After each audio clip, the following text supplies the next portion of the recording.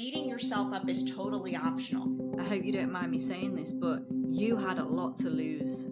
For me, I didn't have that much to lose. If you're considering a new direction, whether it's quitting your job or starting your own business, but you feel like it's too late, think again. I don't want to hear about work-life balance anymore. There is no such thing. The systems are not set up and designed for women to be women and have families.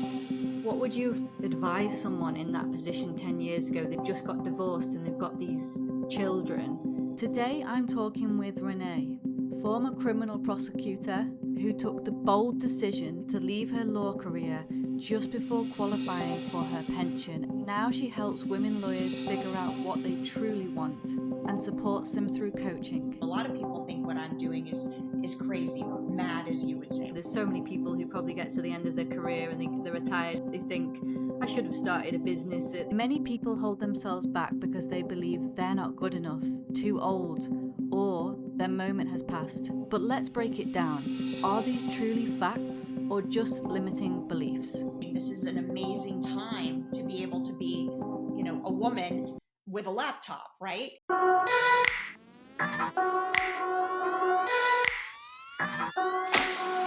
do you distinguish between a limiting belief, but also a lack of experience or knowledge? Our brains are the things that are causing the issues. In this truly inspiring conversation, Renee talks about the mental shift she had to make before leaving the career she spent years building, the strategic steps she took, and her experience as a woman in law. I've suffered with all of these things too. That's why I've had all of these issues my entire career. Something that's really interesting about both of us and something that really caught my attention when we first started talking was the fact that we're similar in a sense because we both quit law for similar-ish reasons, although we both have our own separate reasons as well. But I quit at the beginning of my career and you've quit pretty much towards the end of your career. So I'd love to know a bit more about how that feels and how it is, and to literally quit when you're right at the end, because I think that's really amazing, an amazing thing to do, because I think many people will get to that point in their career and just think, oh, there's no point quitting now because I've literally gone through years of it. How did that feel for you? So it's interesting, Holly. I mean, first of all, I love listening to your podcast and listening to a lot of the young women that were on, particularly the young mothers, talking about the fact that they were so creative about what they were going to do. I feel like, I've been in this career 30 years and I'm 55. I don't mind sharing that at all. So you're right. It's definitely the end. If I had stayed in my career as an assistant district attorney, another 5 to 7 years, I would actually have a pension to draw on. So a lot of people think what I'm doing is crazy or mad, as you would say, right? So it's true. I admire so much that you and the other younger women have not only the ability, but this is a great time to be, alive and an attorney with your laptop. You can literally work from anywhere and have so many more options than were available. They're available to me now too, I guess is the thing. And I started, on my journey, I started thinking about doing something else a while ago. And when I came to the decision it was time, I had those thoughts too. It's, you might as well stay. You could do all of that when you get to that point. But I guess I sort of reached a point where I felt like it was so much center of mind. And there were so many other things that I wanted to do with my time rather than be somewhere where I really had to be in a particular office, for certain hours, not leave earlier, no matter what the work was, although I worked where there was an enormous workload. And I realized I did not want to wait until another 5 to 7 years, that the time was now to seize it. I definitely have that thought that, I might as well stay.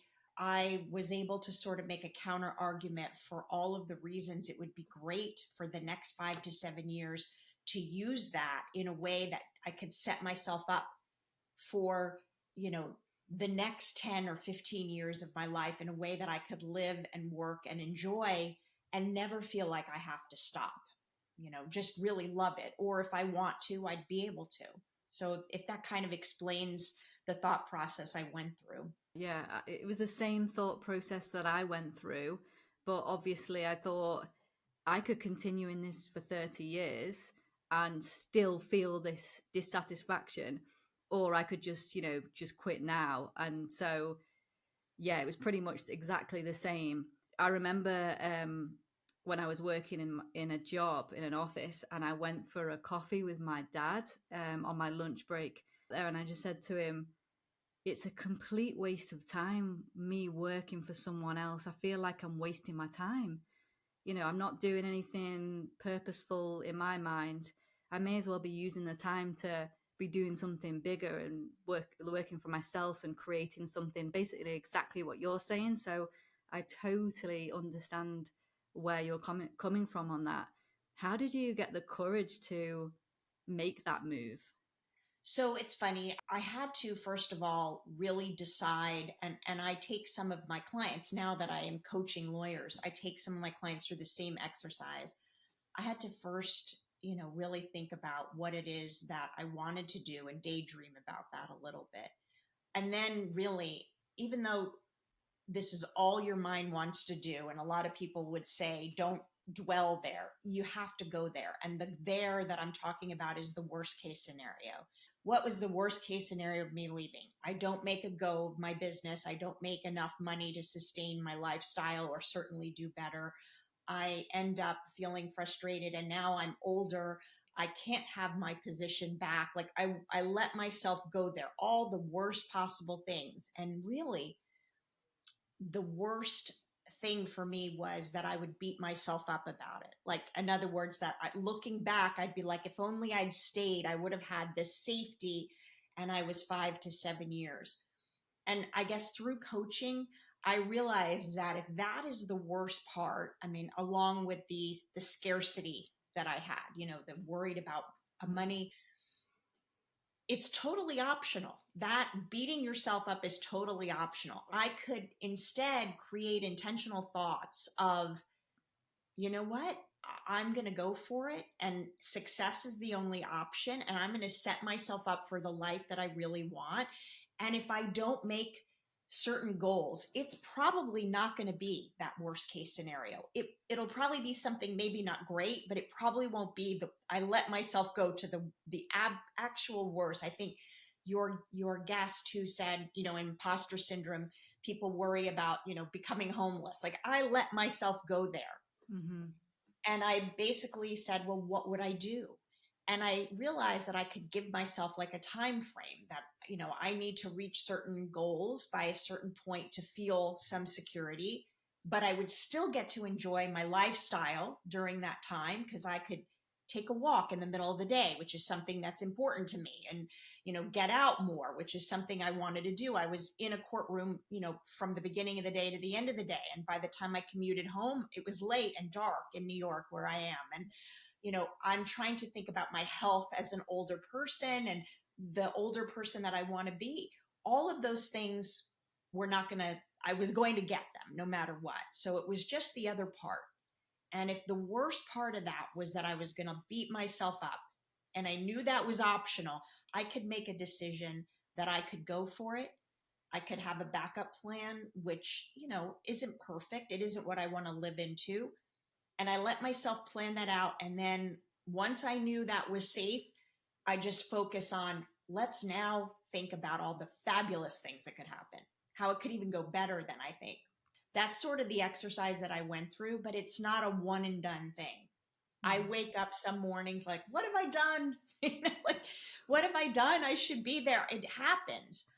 And then I guess, sort of like a good litigator, a good trial attorney, I make myself give opposing argument.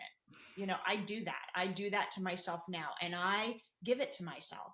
And I've gotten really good at it. And it sounds sort of like a crazy thing to do in your head, but I think people think they'll go through this once and it'll stick, and then they're disappointed because they feel terrible. But it's constantly coaching myself and going, no, this is why we're doing this. And I have to go through that a lot. Yeah.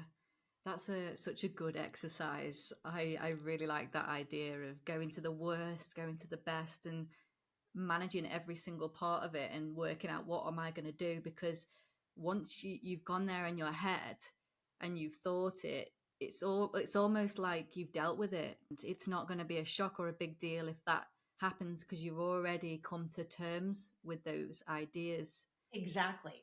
Yeah, that's exactly it. And then you come to terms with it, and it probably isn't going to be as horrible as you think, but if you have an idea, and then you can just live in the possibility. You don't want to dwell in the worst case scenario, because you want to focus on where you want to go. But I think it's important to go there.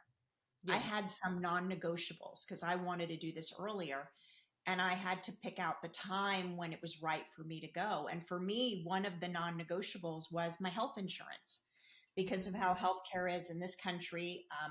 You know, I had great benefits. When I got to 55, I would be able to take those benefits with me. I wouldn't have the pension that if I waited another 5 to 7 years, I would not have that security, but I'd have the health benefit. That was my non-negotiable. So I felt like I made a decision that was informed. I got to take those with me, which was a huge benefit. So that was like my little bit of a safety net. Right. Yeah. Because I feel like when you make such a big decision like this, you have to weigh up the risks, and you you can just jump into it. But I hope you don't mind me saying this, but you had a lot to lose. You were right at the end of your career, and you were losing your pension, which was literally within sight. But you also had and have a lot to gain. So it's Right. weighing up those factors, looking at the potential risks, and then making that decision. And I think honestly, from what you're telling me, I think it's such a bold, courageous decision. I'm on a mission to help lawyers realize that there's another way. They don't have to practice law in the traditional way. We're not all made to work in an office. Some people want to travel and work. Some people want to be their own bosses. Others want a side business. So with this, I want to ask you for 2 favors. Please leave a review on whichever podcast platform you're using. And secondly, please share this episode with at least one friend who you think would benefit from it. I don't know if I would have been so courageous to take that decision in your position. For me, I didn't have that much to lose. If it didn't work out, I could just get another job. It wouldn't be a big issue, which is a big factor as well. Yeah. Well, for me, you know what? I may not be able to get that position back and therefore the pension, but I'm still a lawyer. There have been great things about me being a lawyer, and that was part of my backup plan. I'm still an attorney. I will be okay. I may not be in that same position, but there will be other opportunities for me. And I feel like no matter what, I'll be able to make a go of something. And I have to believe that. If I didn't, I couldn't have done this. So I sort of made a decision to have my own back no matter what. Mm-hmm. And that's not easy to do. But if you can make that decision that you'll have your own back, you're not going to beat yourself up. And this is the way that I possibly could have and do all the things that I used to think about doing, but I was afraid to do before. Why were you afraid to do them before?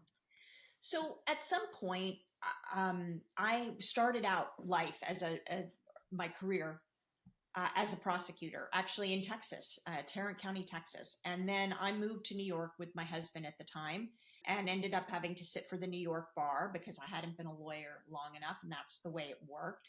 When I started my career as a DA in New York, I ended up leaving because the early stages of my career, when I had children, there wasn't really, there still isn't, sadly, for this group, maternity leave. You could leave, but you weren't paid anything.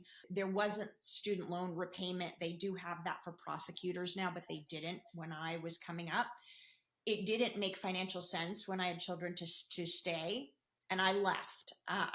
But I had started a practice. And with my husband, I made that decision, and it was okay. About 10 years later, not even 8 years later, I got divorced. And I went through a very scary period. And even though I was doing okay on my own, I really wanted the security of that job and that insurance. So I went back into the system, and that's what really started my years that would give me a pension if I stayed now.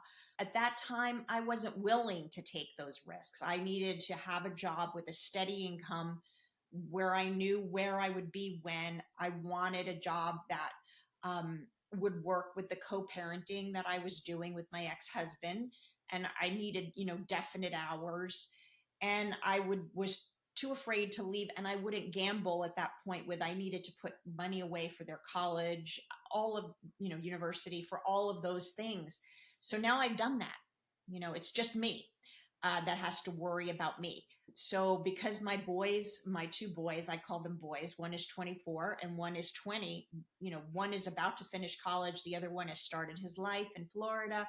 So I feel like I've met my obligation to everybody else. It's really now my future. If I'm gambling, it's mine that I'm doing it with. And that felt to me better than before, when I could never see moving or leaving. That makes sense. And there's probably so many people in your position where they have these family responsibilities. And so it makes it so much more difficult to Yes. take that decision. Looking back, do you think there would have been any way?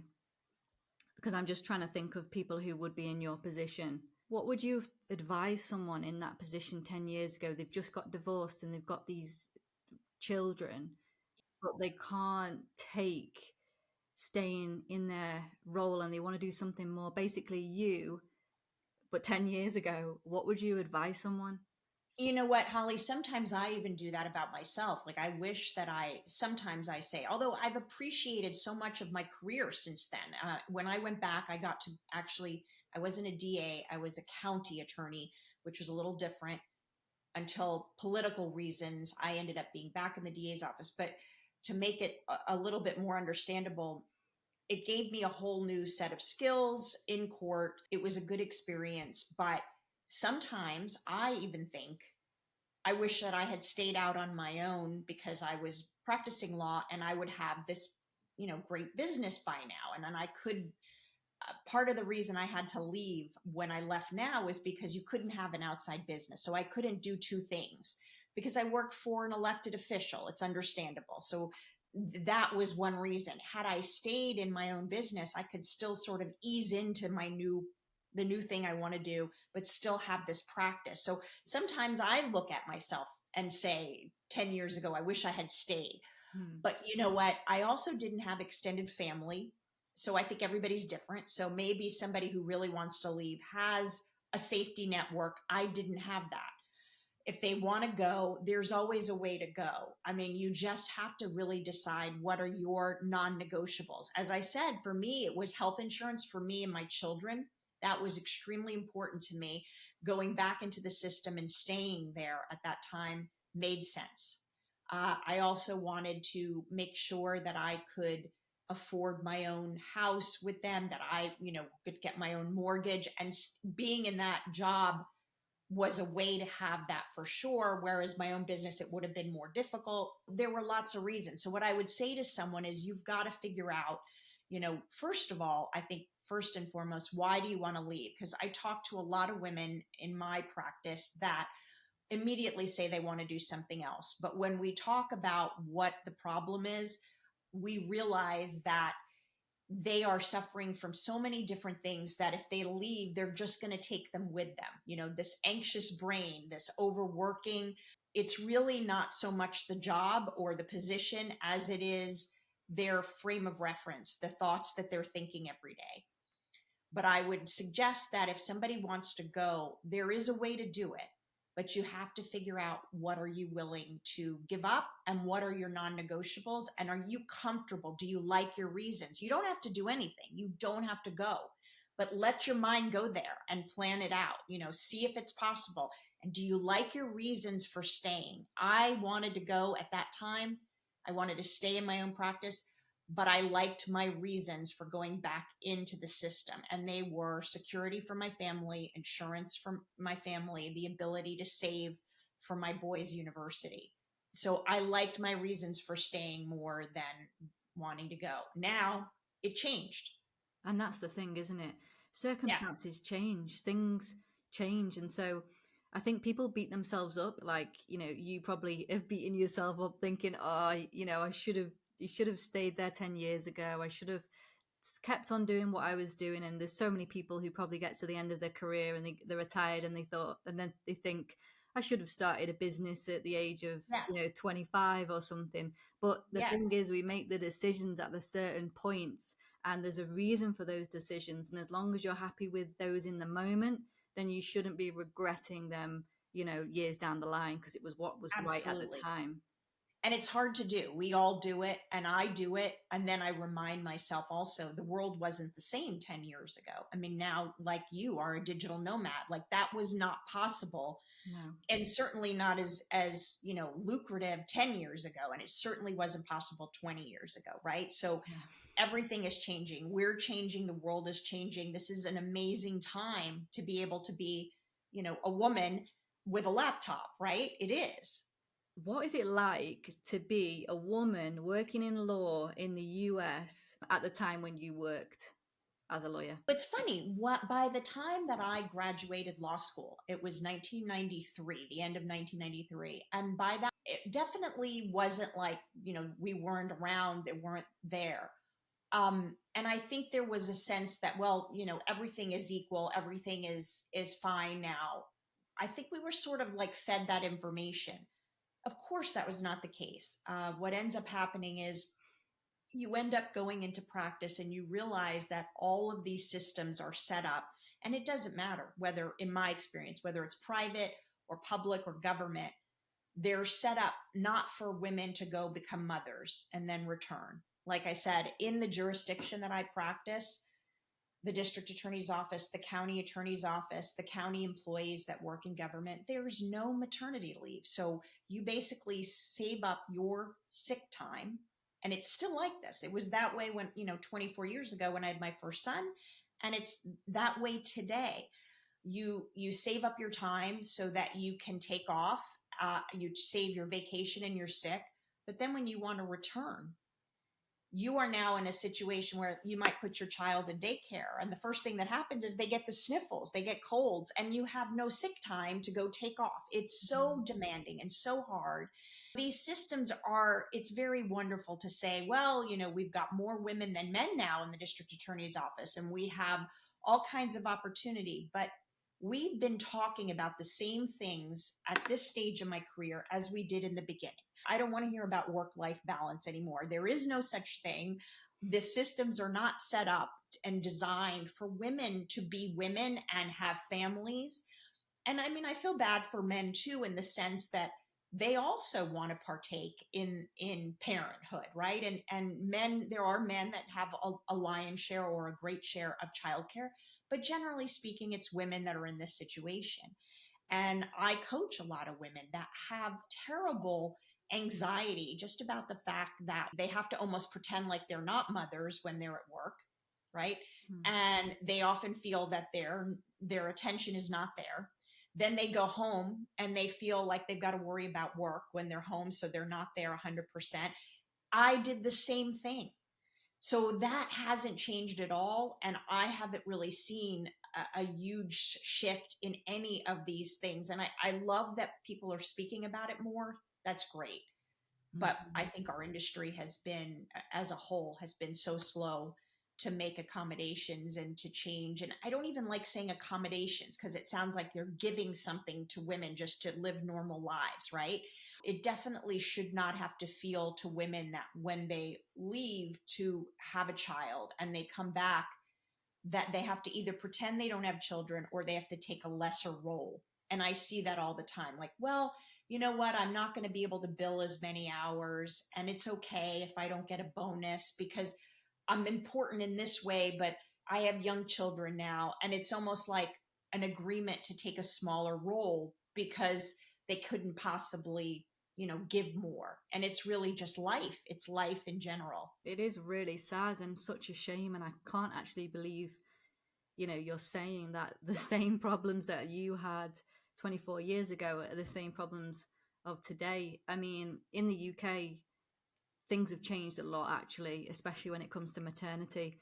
So it's surprising to hear about that in the US. My situation that I just talked about, where there was no maternity leave, is unique to the specific jurisdiction where I am in Suffolk County on Long Island. There are other places that aren't like that just down the road, right?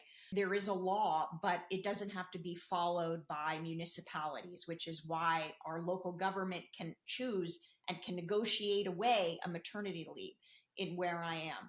But I guess my point is that it varies so much in the United States. There is no for sure you will get X amount when you work in government anyway. That's a problem, I think. You mentioned a lot of when you're coaching lawyers, women, this is one of the issues that might crop up.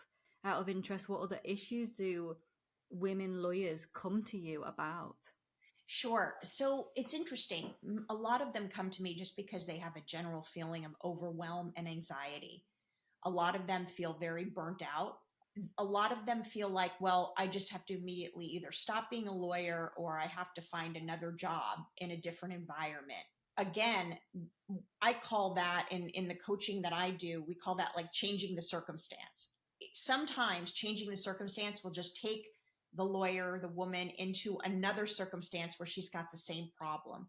So it's really important to look at what is the root cause of all of this. A lot of times she doesn't have enough support at home or for the child care, particularly with the younger women that are young moms. But that's not the only age group that I coach. A lot of times people come to me for coaching because they feel that they are ready to make a big change in their life. It could be something as simple as, I want to earn more money, or and I've been holding myself back. And I realize a lot of time it's this anxious lawyering or anxious advocating that I talk about. It can stem from that motherhood issue, but a lot of times it more comes from like that imposter syndrome that your last guest talked about. Like, a lot of younger lawyers, but it can be older lawyers too, will say to me, I'm not ready to go into court. I'm not ready to argue that kind of motion, but I need to reach the next level of my career. They always want some more training or to watch one more trial before they take the lead position. We coach on the fact that they're ready right now. They're holding themselves back. And really, the support and the propping up of them needs to happen a lot of times outside of the firm, because though all of these women will have friends necessarily or some ally, it's difficult to talk about that at work. It can hurt your position.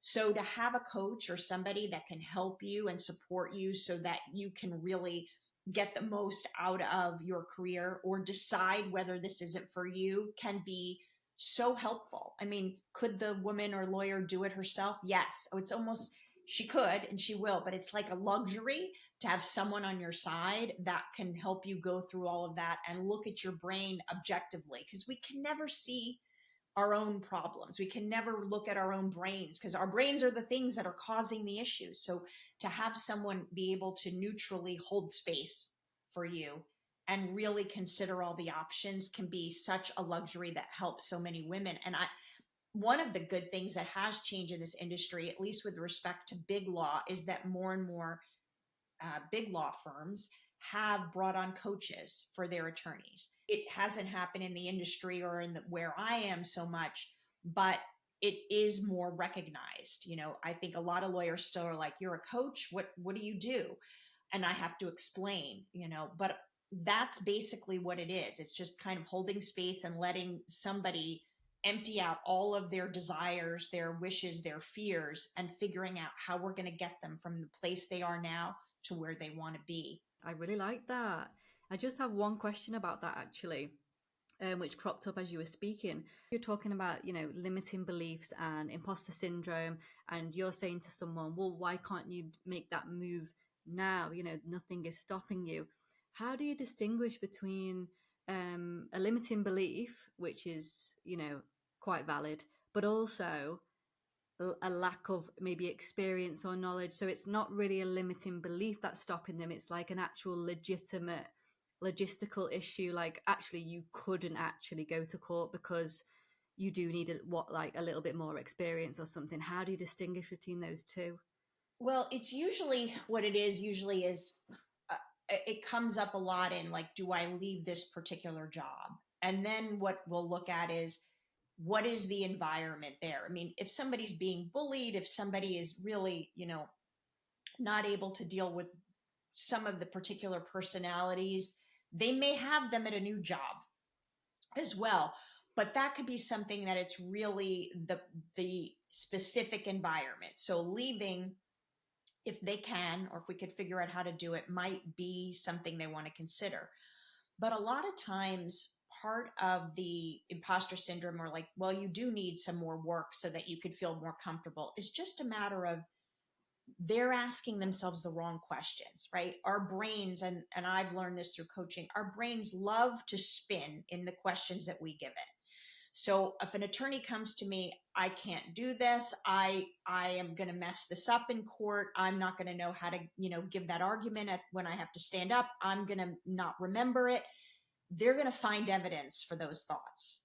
Mm-hmm. So they really need to start asking themselves some better questions. Okay, I don't know how to do this, but if I didn't know how to do, I'm not comfortable with this. What is one thing I know that I can focus on to learn how to do right now so I'll be ready for it? What's one thing? We start there. Then we get some evidence and then we build on that. Okay, if I don't know how to do this kind of motion, or I don't know how to argue this kind of thing, what is one thing I can do to be ready so that the next time they give this to me, I can say yes?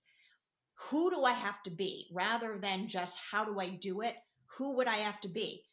Who you'd have to be is the person that goes and maybe messes it up to some extent, gets as prepared as possible, and then just does it, taking some action and getting some momentum and having support to do that. I think one of the reasons I love that with coaching, and I love that, is that I had to do that as a trial attorney.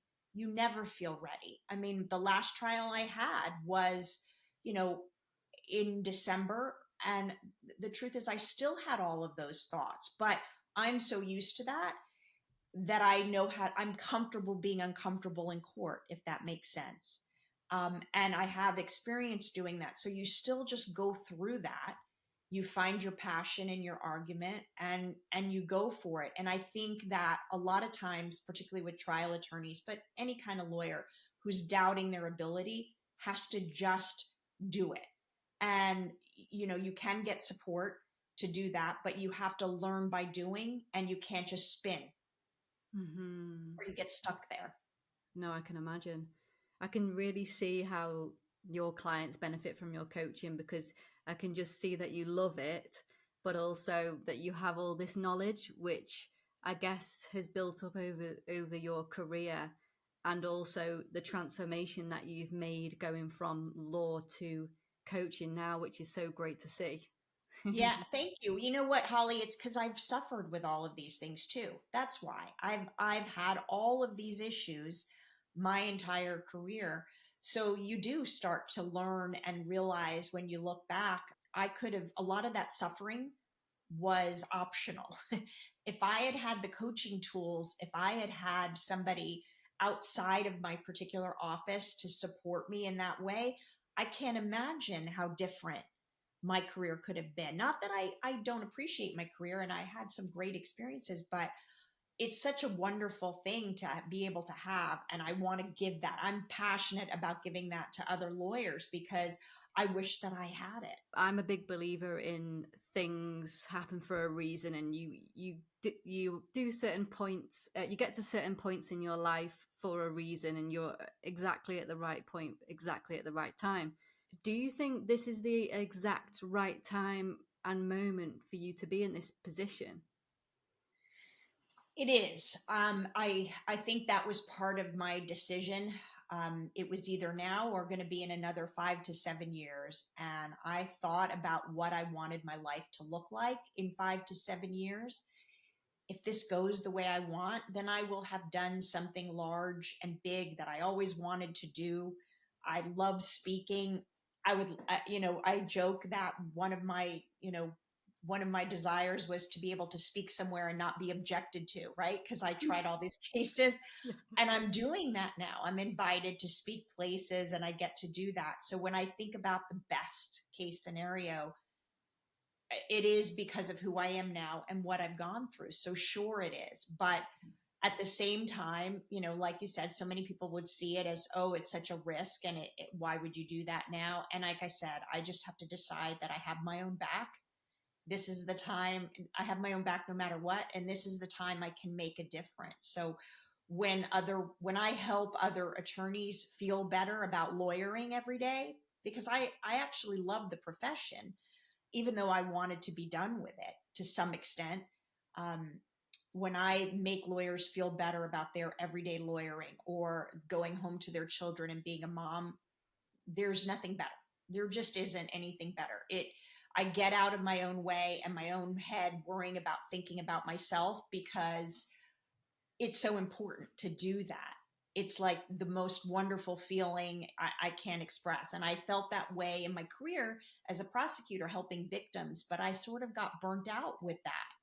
And now helping attorneys be lawyers better, and using lawyering like a verb, being a lawyer and everything that is involved, particularly in being a woman lawyer, a mom lawyer, to help women do that better. I mean, that's the best possible gift I could give anybody. I'm passionate about it, so it's got to be the right time. If you've ever wondered how to build a legal career that fits your lifestyle and values, I've created something for you. 25 Ways to Do Law Differently and Get Paid for It is a free guide filled with simple yet impactful ideas for lawyers who want more freedom, flexibility, and fulfillment in their work. Just go to the description where you'll find the link.